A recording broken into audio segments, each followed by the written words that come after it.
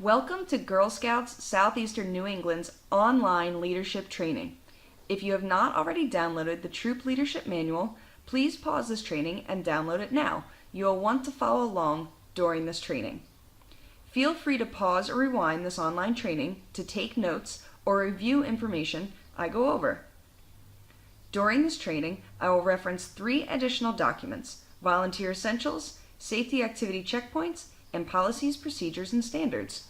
While you do not need to download them for this training, you will want to familiarize yourself with them. As a troop leader, you will be referencing these documents regularly. Ready to get started? Okay. First things first, how to contact Girl Scouts of Southeastern New England. Feel free to call or email our customer care team at any time. I recommend emailing customercare@gssne.org. Our customer care representatives will ensure that your question gets sent to the correct department for speedy answering. Also, follow us on social media. Facebook has lots of great information and updates on registration deadlines and upcoming events. At Girl Scouts, we start each meeting with the Girl Scout Promise and Law, so I'll do the same here. The Girl Scout Promise. On my honor, I will try to serve God and my country, to help people at all times, and to live by the Girl Scout Law. The Girl Scout Law. I will do my best to be honest and fair, friendly and helpful, considerate and caring, courageous and strong, and responsible for what I say and do. And to respect myself and others, respect authority, use resources wisely, make the world a better place, and to be a sister to every Girl Scout. The Girl Scout mission statement is a short one, but powerful. At Girl Scouts, we build girls of courage, confidence, and character who make the world a better place. Next, a little bit about our organizational structure. At the very center, we have each individual troop. Then, the troops in your area come together to make up what we call the service unit. All of those service units together we call one council, in this case, Girl Scouts of Southeastern New England. All of the councils across the country come together to form Girl Scouts USA. And lastly, Girl Scouts USA is part of a bigger world organization called WAGS, the World Association of Girl Guides and Girl Scouts. Now, at your local level, we believe that every volunteer should connect with the other volunteers in their town or area. GSSNE is divided into 35 geographically organized service units. A committee of volunteers, the service team, organizes meetings and activities for troops and Girl Scouts in their area. New leaders should contact these local volunteers to get their names added to the community email list. This way they can find out when the local leader meetings are scheduled and to find out more about troops in their area. When your new leader training is complete, you will be sent contact information for your local service team. Questions about meeting places, banks, and credit unions in the area and local activities will be answered at the service unit level. In this section, we will talk about the Girl Scout leadership experience, which will give you some background information and insight into why and how we do the things we do in Girl Scouts. Through the Girl Scout leadership experience, a variety of fun and challenging activities like earning badges, selling cookies, going on exciting trips, exploring the outdoors, and doing community service projects, girls get to lead their own adventure and work with other girls to pick and choose the exciting hands-on activities they want to do. This idea is learn by doing. Girls will also grow more confident because the more new things they try, the more likely they are to discover what they're really good at and use it to help themselves and others. Girls will learn how to be kind, honest, responsible, and caring, and they'll practice the kind of open communication that leads to healthy relationships. When we all get along, there's no limit to what we can accomplish.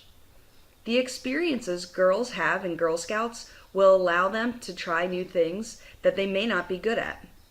Here, we know that failure is inevitable and a necessary step to success. At Girl Scouts, activities aren't about winning, they're about learning. We believe, without a doubt, that every girl has the power to change the world. At Girl Scouts, girls learn to identify problems in their community and around the world, and create action plans to solve them.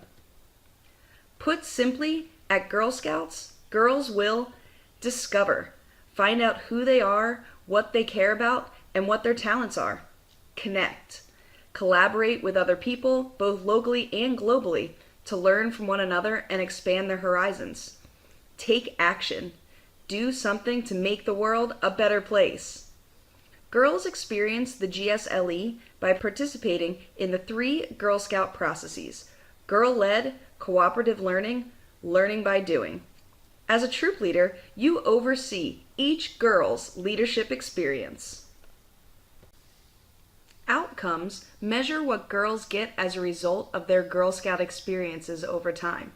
GSUSA has identified 5 outcomes of participation in the Girl Scout leadership experience: sense of self, positive values, challenge seeking, healthy relationships, and community problem solving. Girl Scouts who have a high quality GSLE experience are more likely to develop these leadership skills. Girl Scouts of all ages have fun, make new friends, and try new things, developing lifelong values and skills that prepare them for a strong future, no matter what path they follow. As girls discover themselves and their values, connect with each other, and take action to make the world a better place, they become leaders that will change their communities. Our core Girl Scout program focus areas help guide that leadership experience. Entrepreneurship. Girl Scouts build their business savvy and hone their financial literacy skills through badge programs, online learning, and of course, through the Girl Scout Fall Product and Cookie programs. STEAM. Girl Scouts examine how science, technology, engineering, art, and mathematics are relevant to everyday life. By experimenting and developing STEAM literacy, Girl Scouts gain skills to provide real solutions to local and global issues.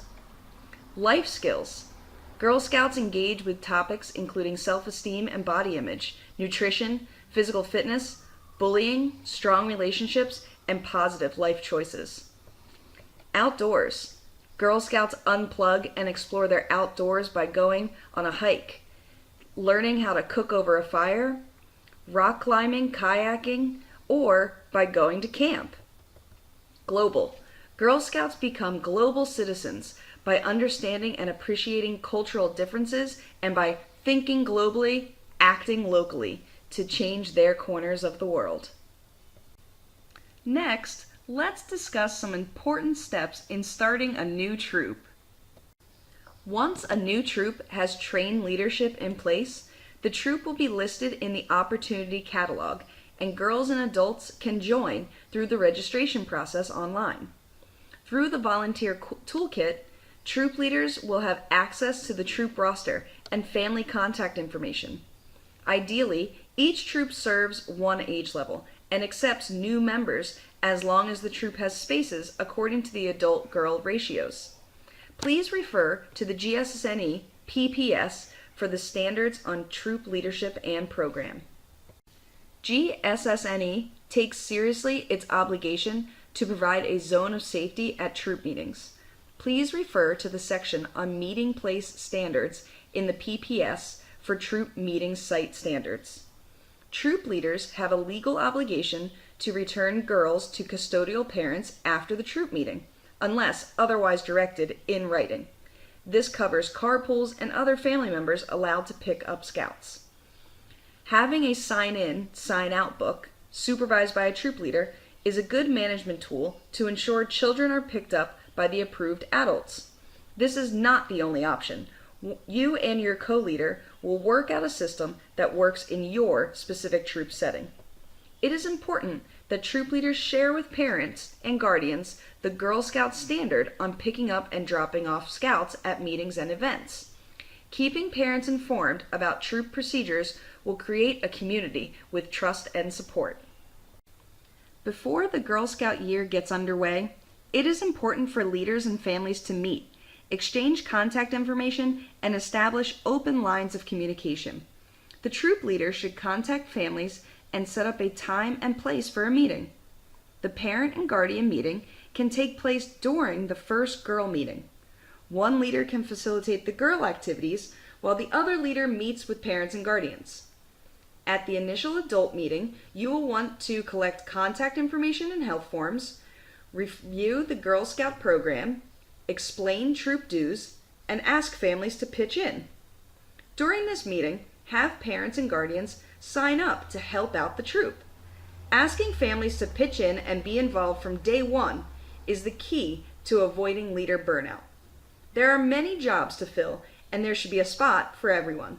Some examples are volunteering to be the troop's cookie mom or cookie dad, be a troop camp trained person, be a treasurer or secretary, teach a craft or a skill or recruit experts, shop for supplies, organize snack and refreshments. Remember, some of these examples require additional training by GSSNE. There are many items to go over at the initial meeting with parents and guardians. For more topics to cover than what you see here, please refer to the troop meetings in your troop leadership manual. At the initial meeting with girls, you will want to play name games and get to know you games, establish rules for meetings and activities, explain the Girl Scout leadership experience and the core focus areas. Ask girls what they want to do and learn over the year. Take notes and make sure it comes true. Also, explain that there will be fundraising events, including fall product sale and the cookie program. In this section, you'll learn about troop organization and activities, including troop finances, communication, badges, service projects, and trips and travel. Once a new troop has trained leadership in place, a troop bank account can be set up. Contact GSSNE about receiving a bank letter to open an account at a local bank. Every troop must have a troop bank account. You will need the following information to set up your account: the name and address of the primary signer on the account. This person is usually the troop leader. The name and address of the secondary signer, who is usually the assistant troop leader. You'll need the troop number, the name of the bank. You should also know that there are some restrictions on who can be the signers on the bank account. Please refer to the PPS for more details. When determining how much to charge for troop dues, you should find out the usual or expected dues in your community by contacting the local service unit manager and establish the amount for troop dues through discussion with parents and guardians and girls in your troop. Including girls in the discussion is especially important with older girl troops. When determining what to charge for troop dues, also consider how often the troop will meet. Do you meet monthly? Do you meet 2 times a month? Do you meet weekly? What will the dues cover? Will the dues cover all of the troop expenses? All program and activity expenses, but not uniforms or snacks? Or expenses for weekly meetings, but not uniforms, council programs, or any big ticket items? These things are all up to you and your troop. You will also want to determine how payments are made. Should troop dues be paid at every meeting, monthly, each semester, or possibly yearly? Some troops give a discount for families that pay full in the fall. Troop leaders can combine payment schedules, but be aware that the more complicated your payment schedule is, the higher level of bookkeeping is necessary. It is important for troop success to create a yearly budget. The first year budget is just a guess. After the first year, it'll be easier to plan for expenses and income. Use the categories listed to estimate the budget for the year. Throughout the year, keep diligent records and update family and troop members regularly about the troop's finances. The troop bank account belongs to the troop. Frequent financial reporting to the group will build a community based on trust and transparency. Troops can build their treasury in 4 main ways: by participating in council-sponsored product sales events, fall magazine sale, candy and nut sale, and the cookie program. 2, by collecting troop dues. 3, by hosting an additional money-earning event. This fundraiser must be pre-approved by the council office. The form is available on gssne.org. Please note, to be approved, your troop must participate in council product sales events. Or 4, you can receive a donation or a grant. In general, each must be pre-approved by the council, but special conditions may also apply. Consult the PPS for details. For more details on building your troop treasury, please refer to the Finance section in the PPS. 2 final notes on your troop finances. As a nonprofit organization, GSSNE is tax exempt. Troop leaders can take advantage of this exemption when purchasing items for troop activities in Rhode Island and Massachusetts. Once your new leader training is complete, you'll be sent copies of the tax-exempt forms. At the end of the year, troops must submit a troop annual finance report. Keeping accurate financial records throughout the year will make filing the troop annual finance report a breeze. Download the form from gssne.org/forms. It must be submitted by the end of June of the current troop year and must be accompanied by the most recent bank account statement.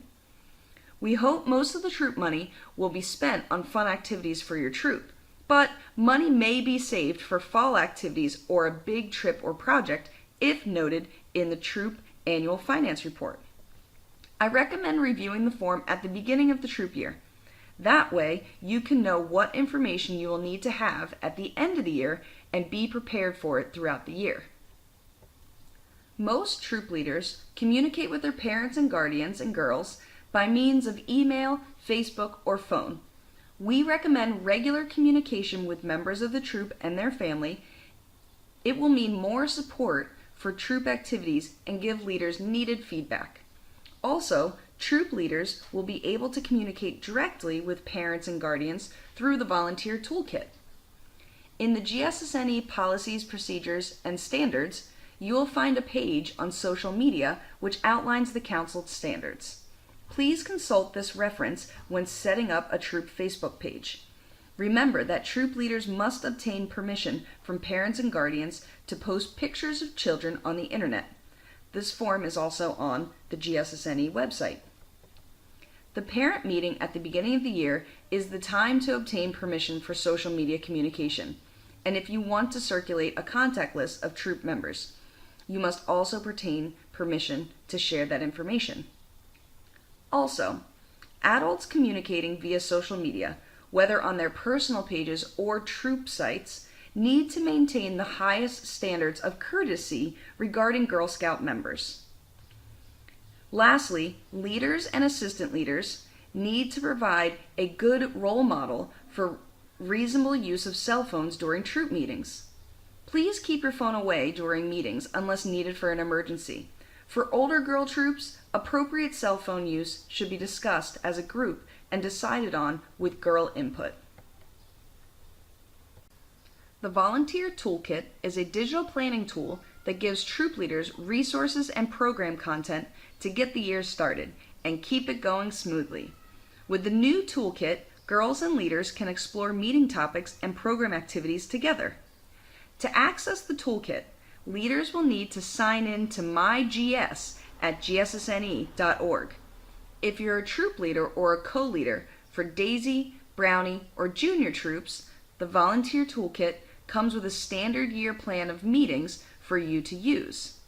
Or you can create your own meeting plans based off girl input. Cadet, senior, and ambassador troops can access planning features but do not have pre-populated meetings.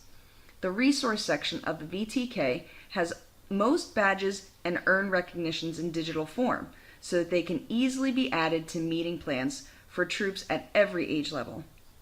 Also, the toolkit allows leaders to set meeting dates, times, and locations, contact families, and access troop rosters.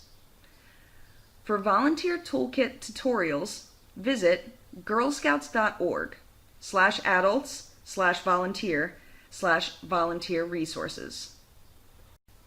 The National Program Portfolio encompasses 3 parts that girls experience: journey books, the Girl's Guide to Girl Scouting, and Skill Builder badges. At each Girl Scout age level, there are 3 books offering a journey of activities tied to a theme.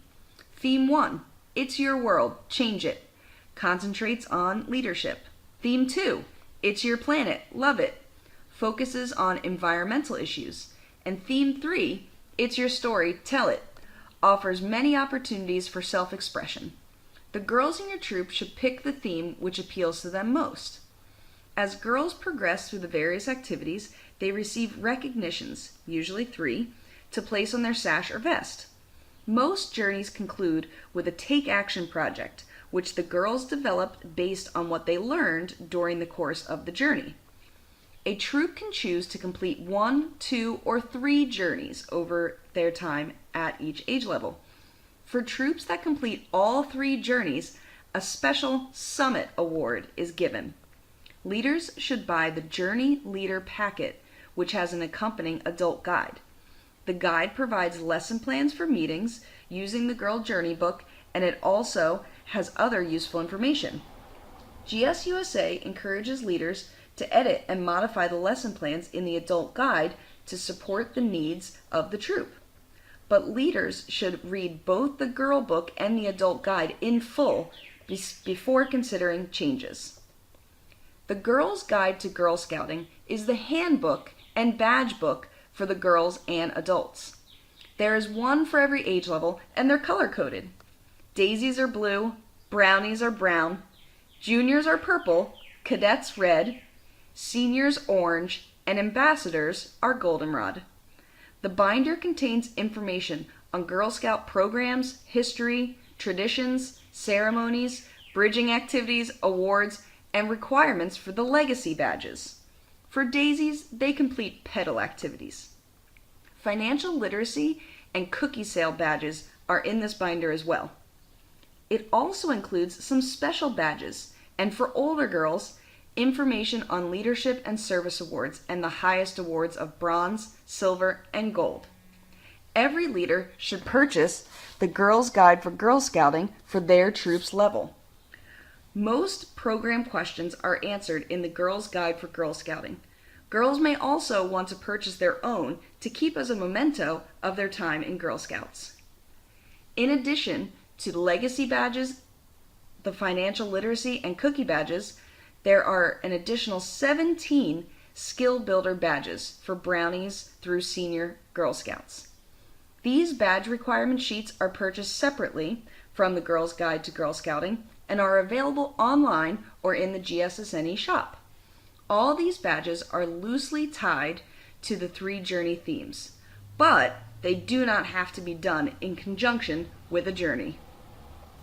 Completing service projects is an important part of the troop experience. Troops can participate in council-wide service projects or create their own. Every troop should develop at least 1 local service project a year, or more if they prefer. In addition, the Take Action projects, which are part of any journey, can produce ideas about local service projects. Service projects may address topics related to transportation, safety, senior citizens, people with special needs, literacy, hunger, homelessness, health and wellness, friendship, or the environment, or whatever local issues the girls think are important. The GSNE office has lots of programming resources for you to create even more fun experiences for your troop. The equipment and materials listed below should be reserved in advance by calling a customer care representative. You can sign out a set of flags to use for a local flag ceremony or for your troop meeting. There are many program boxes to borrow, for example, Wild Adventure, Ozobots, Snowshoes, GoPro camera kit, team building, RoboGirl, and so many more. To see a full list of these current program box offerings, you should go to gssne.org/about/. our program program boxes for troops and reserve the box of your choice by using the online reservation form. There's also a bridge that you can borrow for bridging ceremonies. Lastly, the office has outdoor resources for you to borrow. You can sign out compasses, jackknives, real ones or cardboard demonstration versions, Dutch ovens, reflector ovens, and propane stoves. We encourage troops to go camping, take trips, and schedule activities outside of the troop meeting. Please follow the guidelines in safety activity checkpoints and the PPS related to travel standards. Also, ensure the camping site, trip, or activity is suitable for your girl's age level. Additional leader training may be required, and notification of service team members or council approval may also be required. Please consult the PPS for specific standards on travel distances and council procedures. It is important for girls to help at meetings, outings, and events. In Girl Scouting, we call these tasks or chores capers. Capers may include leading the meeting opening, wiping down tables after a snack, sweeping up after a meeting, or leading the meeting closing. Girls should take turns doing all capers. A great way to ensure that all girls share in the capers equally is by assigning girls to a caper team called patrols. Once patrols are established, creating a caper chart is an easy way to rotate patrols through the capers fairly and equally. Patrols are not only for capers. They can also be used to group girls for activity rotations, carpools, jobs during a service project, or types of food to bring to a potluck. Each year, GSSNE publishes 2 guides of council-hosted and sponsored events. The program guide and the camp guide are always available online on the council website. These guides list program opportunities for all age levels. Registration for programs are done online by either an individual family or troop leader. All council programs have a cost, which must be paid at the time of registration. Occasionally, girls miss out on program opportunities because the program is either sold out or the registration deadline has passed. Because of this, registering early and before the deadline is very important. In this next section, we will discuss topics related to keeping Girl Scouts safe. Every registered Girl Scout, youth and adult, is automatically covered by accident insurance through Mutual of Omaha during normal supervised program activities, except those events lasting more than 2 consecutive nights, or 3 nights if on a national holiday weekend. For trips of more than 2 consecutive nights, or for overseas trips, troops need to obtain additional insurance. The cost is nominal and can cover both accident and illness. At a Girl Scout event where non-registered members are present, such as a bridging ceremony or a Bring a Friend event, troops may purchase additional liability insurance from Mutual of Omaha. In general, a $5 minimum payment covers 45 non-GSSNE registered members. Higher numbers of attendees would of course increase the cost. Refer to the insurance section of the PPS for more information. Find Mutual of Omaha brochure and additional insurance requests at gssne.org/forms. Every time a group meets at a time and location different from the regular group meeting, you must use a permission slip, even if the girls are responsible for getting to that location on their own. Permission slips give parents and guardians the who, what, when, where, and why, so that they can decide whether their child can participate in an event or go on a trip. A signed permission slip permits you to include the girl in the activity and provides you with up-to-date emergency contact information. Even if the parent accompanies the Girl Scout to the event, you must have a signed permission slip from the parent. If something happens to the parent or leader during the activity, the signed form gives permission for the girl to be covered by Girl Scout insurance and to receive emergency treatment. A permission slip for troop use is available for download at gssne.org/forms, or you can create your own. You may choose to include additional information or permissions depending on the trip or event you are participating in. Every Girl Scout troop leader needs to review the safety activity checkpoints. In safety activity checkpoints, you will find Girl Scout safety guidelines. These guidelines should be followed for every Girl Scout meeting, activity, and event. Over 40 different activities are covered, and you, as a troop leader, need to consult the list on a regular basis. In addition, certain activities need prior approval and some are not approved as Girl Scout activities. Not recommended activities are listed in the introduction to the safety activity checkpoints. To seek council approval for such an activity, email your request to customercare@gssne.org. Some examples of age-appropriate activities found in the safety activity checkpoints are, for daisies, adventure and theme parks, camping, hay rides, parades, and swimming. For brownies, geocaching, arts and crafts, skiing, and hiking.